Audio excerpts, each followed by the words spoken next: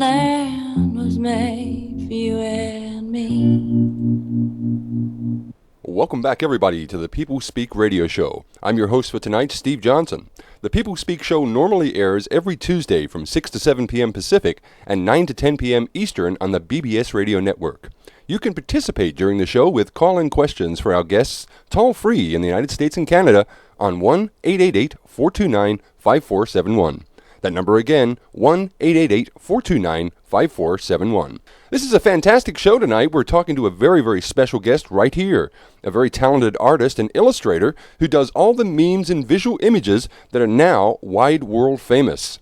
We're talking tonight to Mr. David Dees, all about the topics he covers in his artwork and then some. Welcome to the People Speak Radio Show, Mr. David Dees. Well, hi. I appreciate you calling me and inviting me on. I just rushed home to talk to you. And, the interesting thing about doing radio and talking about art is that you can't quite see the art. And so I would maybe tell folks, if you go on the Internet and type in my name, David Dees, D-E-E-S, and maybe go to Google Images and type that in, there are hundreds and hundreds of images that I did the last... I'd say I started in 2006. I did my first political art image. So now I'm probably up to around 650 or 700 pieces. Oh, I believe there's at least 1,000, maybe more, images of yours. They're all over the Internet, and I guarantee just about everybody who's listening into the show tonight would have seen at least one or two or a dozen of your images. That they're quite well known. Can you tell us, how did you first get started? Was it in corporate advertising? Yeah, I started in commercial illustration way back in the late 70s. I'm an airbrush artist, and I used to paint T-shirts and airbrush fans. And I got into advertising art, where I got into a studio over in Atlanta, Georgia, where I was illustrating. I was drawing the art that you see in magazines and newspapers, where you see the products. A lot of stuff for Chick-fil-A, McDonald's, and Coca-Cola, cartoons for posters, a lot of point-of-purchase things when you go in a store, when they have a little, an aisle, display, these sort of things. So I started in very, very commercial. And then I worked my way up. I made it over to Hollywood in the 80s and worked in designing movie posters and video covers. I didn't do so many movie posters. That's what I really wanted to do, but it was pretty tied up. That part of the industry, you really have to work to get into that. So I found that the video covers were something, and I worked for Paramount and Hanna-Barbera and for Warner Brothers, some Disney stuff. So I worked for all the major studios there for, all through the 80s and 90s. Wow. And eventually got into, I always had goals up ahead, and one that was I wanted to do children's illustration stuff. And so when computers came in the 90s, early 90s, then I lost a lot of clients because they could just use Photoshop and they didn't need me anymore. I was doing photorealistic stuff. But then I started learned to draw the cartoons, and I worked with Sesame Street magazine for a good 15 years. Goodness. Until my politics got to be too extreme, and they they kicked me loose. So but that happened to a lot of clients. When I got woken up to world politics and the Zionist Agenda. I got woke up to 9/11 probably in 2003. At that time, I'd moved to Sweden. I lived in Sweden 10 years. Uh-huh. Yeah, and so I woke up to 9/11 in 2003, and it changed my life. I think a lot of people, when they found out that they got lied to, but I particularly did. I started investigating it and digging up and realizing that I could research, it for myself. And so I started showing my friends. I go, look at this. There was even a military guy that I knew in Sweden, and I said, look at these Pentagon photographs. Look, the plane can't fit in there. Yeah. Look at this. It doesn't fit. Nothing fits. And he looked at me and said, what are you trying to say? He says, I trust these people. They wouldn't do that. So, it has a way when you get woken up and you start to tell your friends. Everybody has this experience where you divide them up. I mean, they either go with you or they don't, and you just lose friends, but you make new friends. In 2006, I did my first piece of political art, uh-huh. And it was posted on Rents.com, and that was so. How many years is that? So that's 9 years. Wow. I've been doing this 9 years. How did you make the transition from corporate and commercial artwork into the conspiracy world? Was it primarily 9/11 that made your transition so much faster or a lot easier? 9/11, I came screaming out of the proverbial sleep state it was with 9/11. I actually, you may be aware of Bill Cooper. Yes, sir. Bill Cooper was a military guy that started to expose, the New World Order. He didn't really call it then. He just called it the secret government. And I read documents on the secret government before it was even in his first book because it got passed around. I was going to UFO conferences, and the conspiracy stuff was starting to really heat up during the UFO conferences, which I found really interesting. I mean, I was terribly shocked to read about the underground bases that the military had and the concept of a secret government. But I was exposed to that early on in the early 90s. I'm sorry, Bill Cooper was formerly of the National Reconnaissance Office, an officer with that particular wing of the military. He's also known as the godfather of 9/11 Truth, having posted 5 days after 9/11 an article on what really happened on who benefited from 9/11, and it certainly wasn't the Muslim community. Well, he also predicted 9/11. He said that the World Trade Center probably would be hit, and it'll be blamed on Osama bin Laden. And Absolutely. That was about 3-4 months before it happened. Yeah. He literally called it. So, he ended up dying in a hail of gunfire in his front lawn. So he exposed a lot of stuff. I don't know if they shut him down on purpose or they wanted to take him and he wasn't going alive. I did see him one time at a UFO conference, and he was sitting at a table, and I was very intimidated. It's kind of I could have walked up and talked to him, but I just said he looks too angry. So yeah, great guy. I mean, what a a legend. And he's a legend, but he risks his life to tell that stuff. And all I do is I just I read and watch videos and stuff, but I touch on stuff that I've had government harassment too. They came after me when I lived in Sweden. They shut me down. I was talking about World War II revisionism that they really, it's against the law. Yeah. I don't know if you know this, but in about 15 countries in Europe, you cannot talk about the Holocaust. That's right. And here I was, illustrating it and just screaming it out. And I was bringing attention to Sweden they really didn't want. So they kicked me out of the country. Goodness. Now, your website is called www.deesillustration.com. And on that website, you have an available for a printed book of your artwork on sale for $23. Can you tell us a little bit more about that book, and how did you get that published? I published it myself. It's been out for about a year and a half. It's 8.5 by 11 full color color plates on real heavy paper. It's 114 full color illustrations. It's the best of the best. I really pulled the plum off the tree. At that time, I think I had about 400 pieces, and I pulled the best 114 pieces out of it. It's kind of like my greatest hits. Right. And yeah, I'm up for doing another one now. I have I have enough art now to do another 114 pages. But, there's certain subjects I really want to expand on, and I realize I'm just not ready for my second book because there's so many things I want to say. I kind of softballed it a little bit. While that's really good art, it's not the really dangerous stuff that can make the book get banned. I guarantee the second book will be banned and it'll be illegal because I'll expose, all these agendas that they want me to shut up about. Yeah. It's very dangerous. It actually is. Imagine you go to prison for doing art. So, that's what we're really, it sounds like a joke, but it's the truth. That's actually happening now. That's right. One of the best book covers I've seen is for a cancer researcher, Ty Bollinger, Cancer Step Outside the Box. That's one of your works, yes? Yeah, I designed it. What other major books have you done? I've done, see, that's the thing is that once I started doing political art, I lost all my contacts in Hollywood and L.A.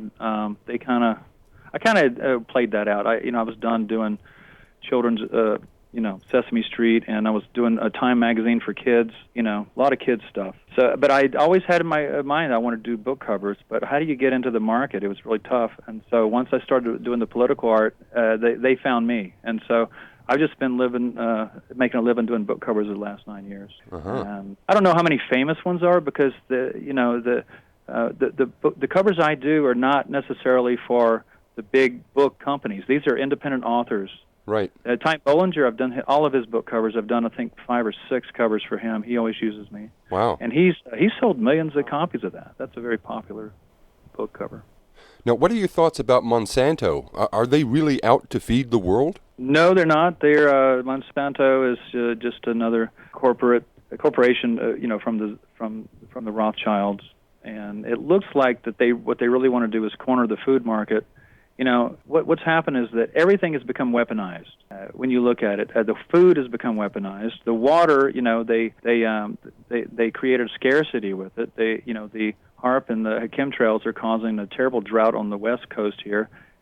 You can look at satellite images and see where they're spraying, a wall, a barrier where the storms that normally come in off the Pacific coast and hit California are just simply being stopped. You can watch them dissipate. They just fall apart. So they don't make it to land. And so, the whole scam is going to be, how peak oil, how they were saying that, there was dinosaurs that created oil. There's a limit to it. Well, that's not the truth. The truth is that the Earth creates oil. In the mantle, it's and same way with water. Water does not come from the sky. It's not. We don't have to depend on rain. If you drill down, the scientists have found that there's 5 times as much water underground as in all the oceans. They call it primary water. Okay. Go to primarywater.org and you'll see that we have water. What was the question about Monsanto? Yeah, Monsanto. In fact, I just came back from the grocery store. That's why I was a little late. And all the white corn was gone. I went to shopping, and the yellow corn was all stocked up, but all the white corn was gone. And I point out to the guy that was stocking, I said, look, the reason that is because white corn is not GMO. People know that in this town. He goes, that's why all the white corn is gone. I couldn't figure that out. So, and of course, Monsanto have cornered the seed market in a number of countries as well. That they're holding the world to ransom with their Terminator seeds. Yeah. I lived in West Virginia when I first came back from Sweden for just a short time, and there was a farmer there that I was buying some corn from. And I said, this isn't GMO, right? And he goes, no. He says, but I did. He said, a couple of years ago, I did grow some GMO corn just to see what it was like. And he said, do you know that I had to sign a contract with Monsanto that said that at the end of the growing season, once I cut down all the stalks, that I was absolutely not to feed it to any of the cows. He says, that's in the contract. You cannot feed this to the cows. What? And so he said, that was the scariest thing I'd ever heard.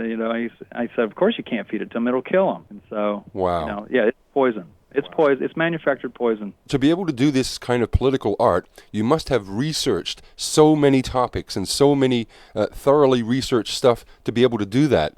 How much time do you spend researching every week? I slowed down a little bit. You're right. In the beginning, I was really turning out a lot of work. I was doing at least 1 or 2 a week. It's easy, when I'm doing other work, I get videos going. I've got a separate screen, 2 different screens. I can get videos going and listen to talk radio. It's all there. I'm just kind of repackaging all the information that's available to everybody. YouTube is incredible. Just type in any subject you want to know about, and you'll see. And there's some very talented video makers. And the great thing is that when I find these incredible videos that are so beautifully assembled, then my art pops up in them, and then I'm humbled that I just want to go, wow, this is an incredible video, and then suddenly there's my art. So you do get I cover a lot of the subjects. You do get a warm, fuzzy feeling when you see your art being used by people on YouTube? Sure. I mean, it's all. I make it all free to use.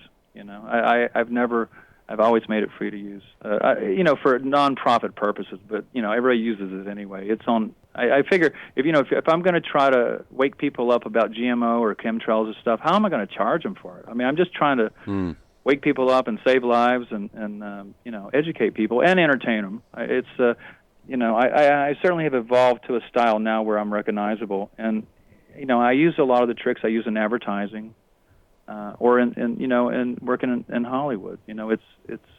That's maybe the appeal of it, is that I designed for the big corporations for so many years, and now I'm actually designing against them, which is kind of there's a beauty to that, I suppose.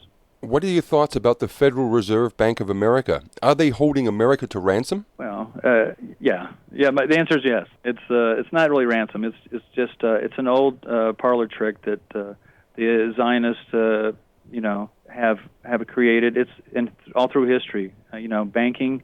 The three power centers are banking, media, and politics, and the Zionists have taken over all those. Because with the money that they print, the whole scam of printing paper money, they overtake all. They can buy out the media, and with the media, they can control the information. And so it's literally mind control. When you consider that everything you read, let's see, what was it? It's something like 6 corporations now own 14,000 magazines, and every... And radio and newspapers and... Everything. Yeah. Radio, newspapers, magazines, every bit of information you get, even websites now. They buy up any website that starts to gain ground. They just buy it up, and then they control the information. So, but the Internet is the first time we've learned all this. That's the incredible thing about it. I mean, people are waking up all the time from being exposed to information that's not controlled by the media. It's really the last hope. And I'm sure that they're, just like China. China is terribly censored. They have China is really the model. They want people in America eventually to be working for $1 a day and living in cities and slums just the same way they do in China. That's what they have planned for us. To move them, the people who printed the paper money just basically bought up the planet and now consider it to be that we're on their property. So they want to, you look at the Georgia Guidestones. They talk about, 9/10 of the planet needs to die, and we need to turn everything back to nature. And if you look at the Agenda 21, type in Agenda 21 on YouTube and start to study about what they got planned, and that is to move everybody off the land back into cities, into reservations, basically.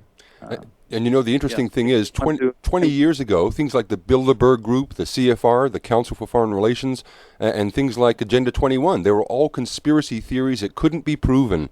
But now we have the Internet. It can be proven. We've got lists of the people who go to Bilderberg. Do you think the Internet has changed the way people see these threats to our livelihood? The Internet has woken people up. They know about the Bilderberg Group now. They know about Bohemian Grove. That there's a photograph of Reagan and Nixon sitting at the same table. Before they were president. Right. So they literally go there and they say, "Yeah, you're our guy." If you go along with the agenda, you don't get close to being put in office. And this, the whole Republican Democrat thing is just a show, just to make people think they have a choice, but you really have no choice. And I try to illustrate this. I mean, that's the way I always. There was a good piece I did recently where you're looking at the back of somebody's shoes, their legs, and they're just kind of hanging, you don't see the rest of their body, you just kind of see their shoes hanging, and then you can see the chair in the room where they kicked that out, and then on the TV it says, you choose, and this between Jeb Bush and Hillary Clinton. Mm-hmm. The idea is that the guy committed suicide when they said that, you choose. Well, this is the People Who Speak radio show. I'm your host, Steve Johnson, talking live and direct with special guest and political artist David Dees. We'll be right back with our guest and audience questions after this short message break. You're listening to the People Who Speak radio show, coming to you live across America and across the world. I'm your host for tonight, Steve Johnson, and we're back with our guest. He's a political artist who has his own website, www.deesillustration.com.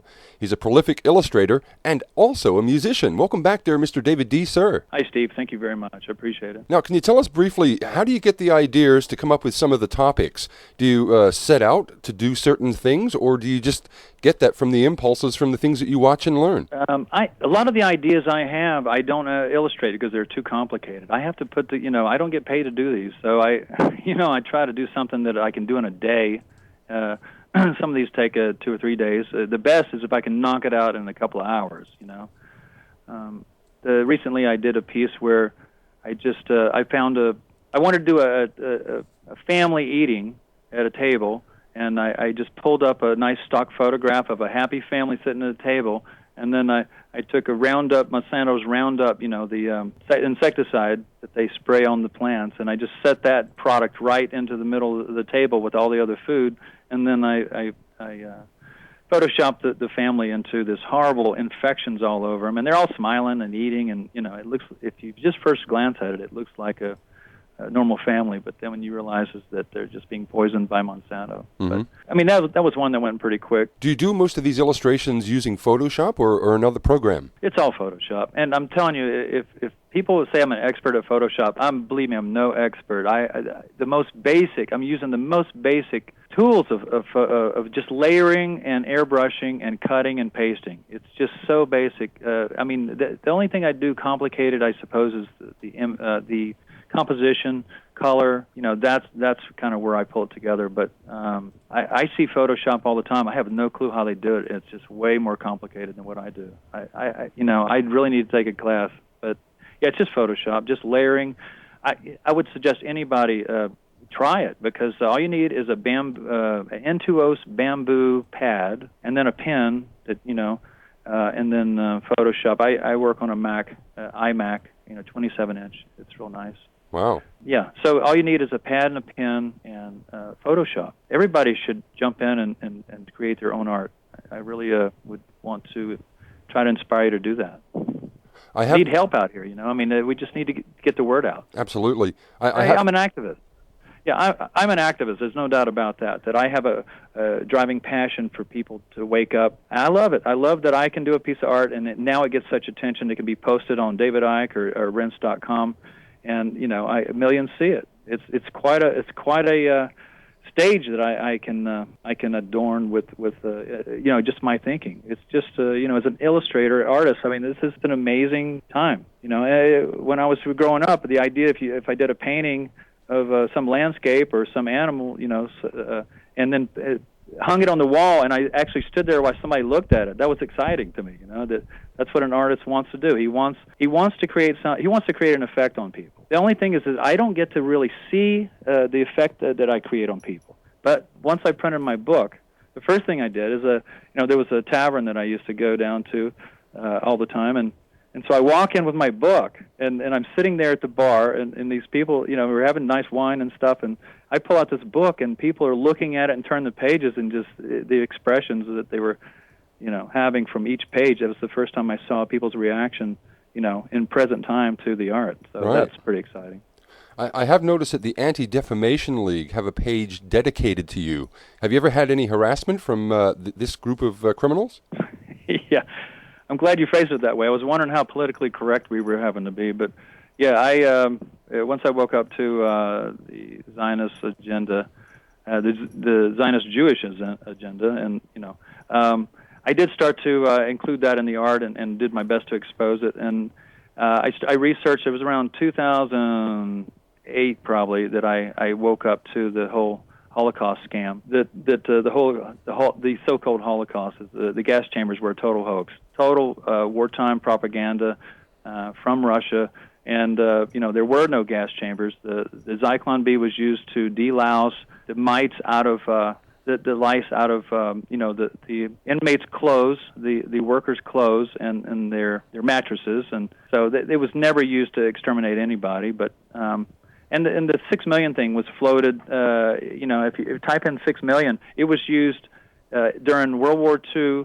There's about 25 different newspapers where 6 million Jews died before World War II. So this was a magic number that they were wanting to use for many years, and so they found the perfect situation with World War II.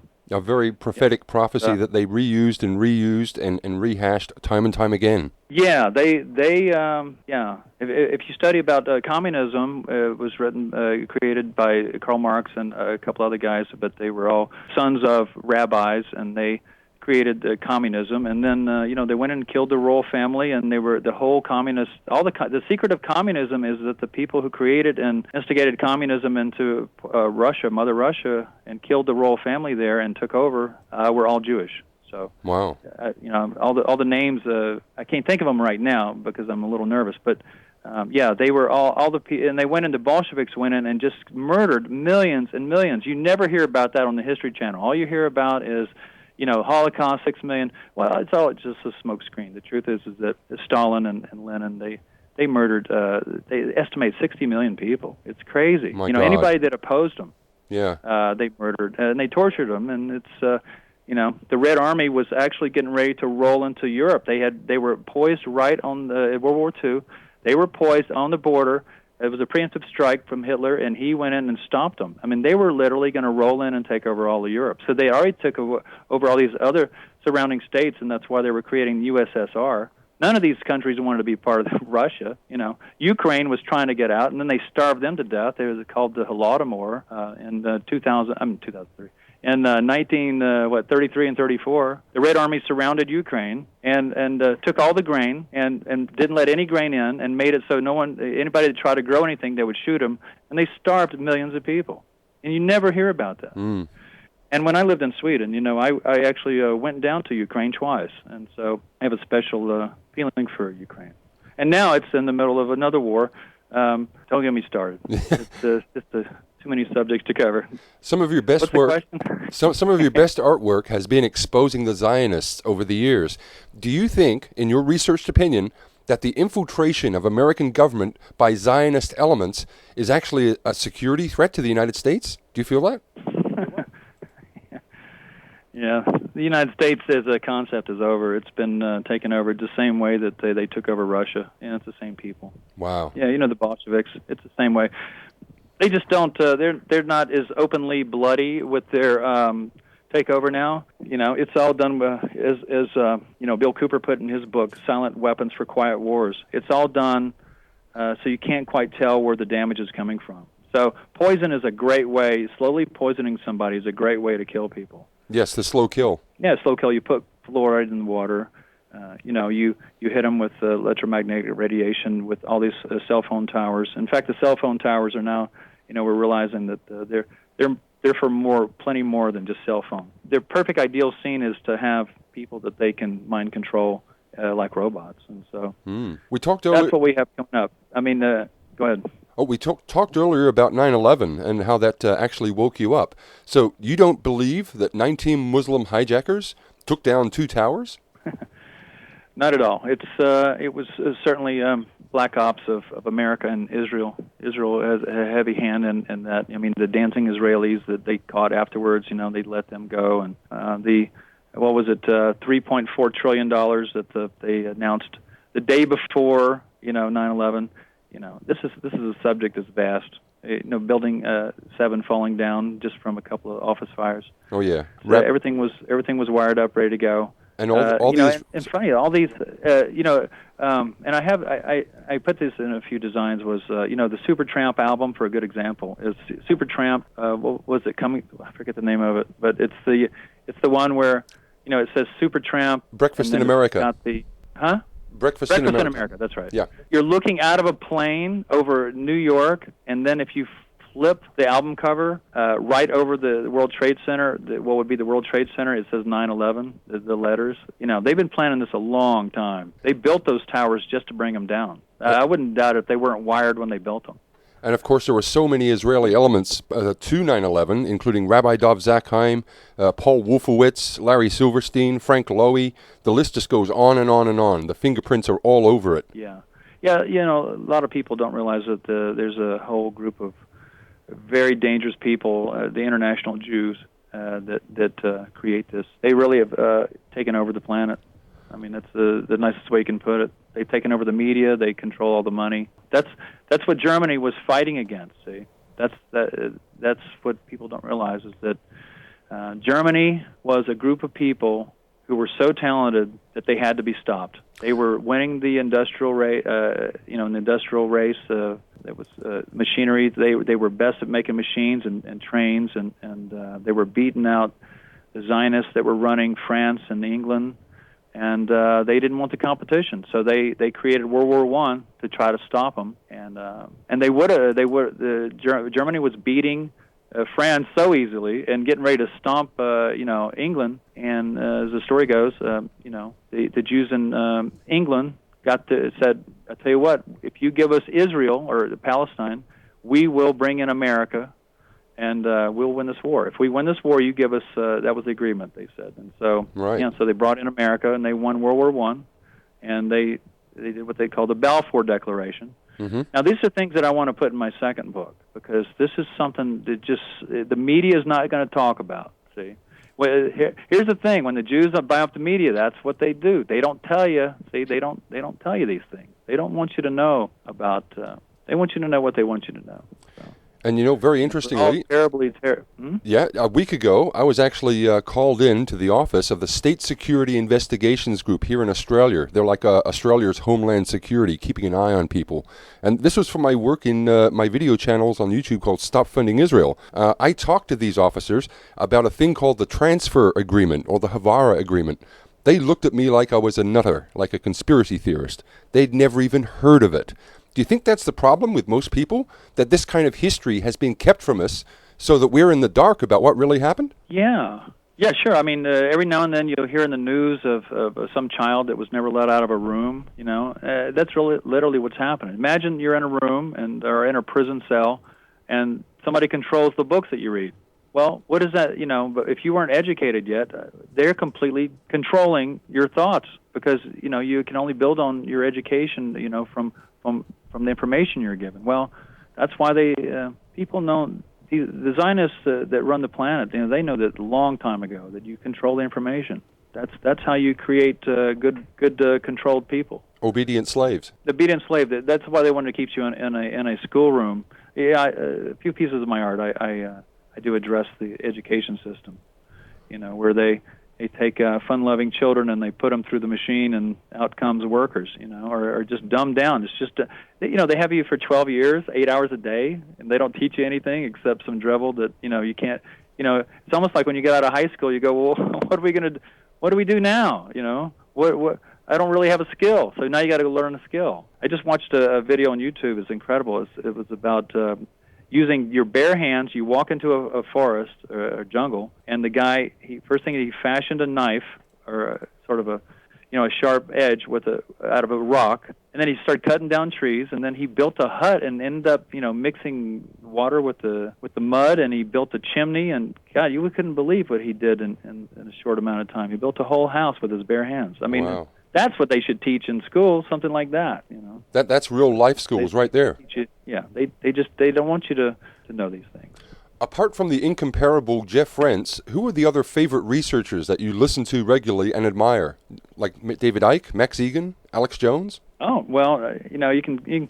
I used to be an Alex Jones fan, but I realize that he's so Zionist controlled that I don't trust him at all anymore. But certainly David Icke. Yeah, David Icke. I wish I could have planned for that question. I could give you a whole list of things. What I'm kind of, for some reason, what I'm listening to or watching on YouTube now recently, the last few weeks, is just type in police or cops taking away your rights, and then the people that at checkpoints that refuse to show their ID, or I just love that. I love that the people that learn the law and then they try to educate the cops. You cannot just ask me for my ID unless I'm suspected of a crime. Am I suspected of a crime? Am I free to go? Are you retaining me? And they really, some of them, it's so funny is when some of the guys that first are trying it, you get their voice, you can just hear how scared they are, because I'd be really scared. It is inspirational seeing people stand up for their human rights, especially against this push to install the Orwellian system against us. In your opinion, is planet Earth just one big slave plantation? They say that the Earth is a pretty much a dumping ground. If you're here, you're kind of in the physical universe. You're kind of it's sort of a plantation. I'm pretty highly spiritual. I'm not religious at all, but I do study a lot about the spiritual world. And it's about David Icke. He wrote a book called "Infinite Love is the Only Truth. Everything Else is an Illusion," and that's because when you step outside of your body and you go back to your native state, you realize you look at your body like a pair of shoes you wore. That's really what this game we're stuck in that seems so real and so tragic and so emotional, emotionally devastating when something happens. But I've been listening to some information from Abraham, which is Esther Hicks. If you just type in Abraham Hicks, and this lady is talking about the game we play in this universe, in the physical universe, opposed to the spiritual universe. So it's not about Christianity. It's not about any of these other religions that are very man-made. It's about being tapped in and connected up with source energy. We're all extensions of source energy, and if you clean your body up and you become very sensitive, you're surrounded. We're all surrounded by friends on the other side that know exactly what it is we want, our goals, and will help us with them. You just have to be sensitive, and they'll guide you to them. It's incredible. I'm just getting into this the last 6 months, and believe me, it's. I've had experiences where you get impulses, you get thoughts, and I go, wow, all this time I've been having all these thoughts, I didn't know where they were coming from, and it's you are being helped. Everybody's being helped. But I found that you can't drink wine, you can't drink alcohol. That's the worst thing, it turns your body into your mind doesn't work properly. You can't be sensitive to that, so you got to drop that out. And try meditating. I meditate every morning now for the last probably 9 months. Yeah, just quiet your mind. Try to lay there. I do it right in the morning when I wake up. I just I relax, and I try to not think of anything and just experience a stillness. Any thoughts that come in, I just dismiss them and say I'll think about you later. And once you do that, you'll realize that you can control your mind. And the other thing is that once I got really good at that, I go, okay, this is a good way. I'll start my day. I'll think about what I'm going to do today, and then I'll mock it all up, and I'll even work out ideas, book covers and all sorts of ideas. I just lay there and just look at my mind like a screen, just like a drawing table, and just screw stuff up, move it around, dream it up. That's the process of visualization. It's visualization. It's so powerful because you can create it into the physical universe and make things happen that way. Do you believe that the government has been lying to us for years about Osama bin Laden? Yeah, about everybody. In fact, this whole new thing about the Charleston shooting. Did you see? Did you even see the Sandy Hook? Parents, that weren't even crying about their children.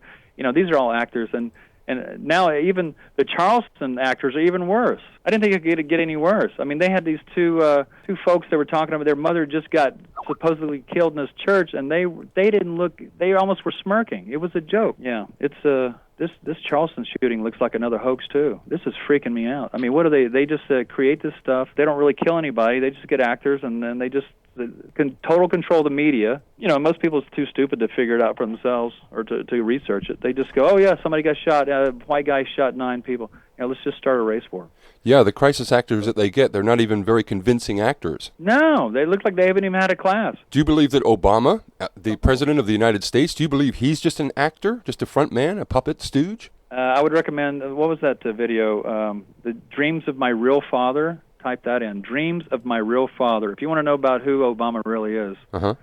Yeah, this guy's he's a gay guy. He's totally gay. In fact, the church that he went to before he became president, there was a gay choir director who it was known that he was having an affair with him. That guy mysteriously died. Larry and Sinclair. Then another guy in the church, the black guy that was also openly gay, he died.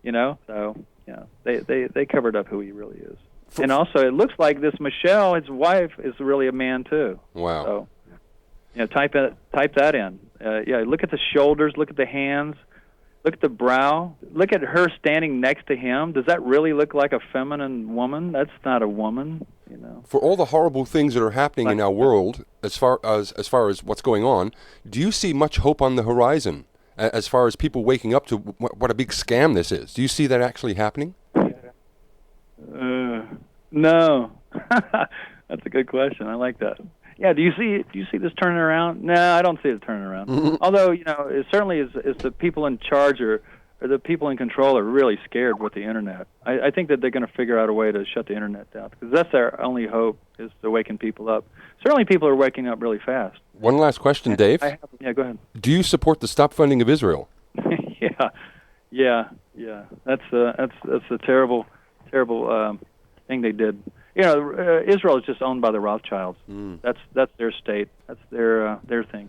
They just Palestine into that little open-air prison called Gaza right now. And well, you've been listening to the People Speak radio show with special guest David Dees. I'd like to thank him very much for coming on today and remind all the listeners to visit his website at deesillustration.com. Thanks very much for being on the show today, Dave. Oh, you're welcome, Steve. Please call me anytime. Certainly. Join us coming up on the People Speak radio show when we talk with documentary maker John Pilger in the future. Stay tuned for some future interviews coming soon. Big thanks go out to the producers Mike and Donald, to all my friends around the world, and to all the guys who give me such support. Thanks very much, take care, and bye for now.